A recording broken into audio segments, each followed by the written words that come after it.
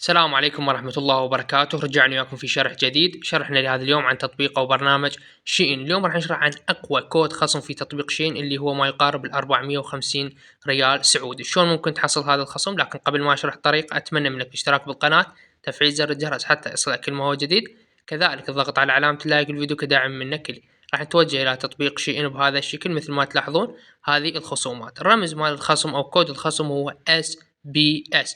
راح يكون خصم 16% للطلبات اللي هي أكثر من 400 ريال أو ما يساوي 400 ريال، وكذلك خصم 20% للطلبات اللي هي ما يقارب ال1000 ريال، وأيضا راح يكون خصم 25% للطلبات اللي هي 1800 ريال أو أكثر من هذا المبلغ.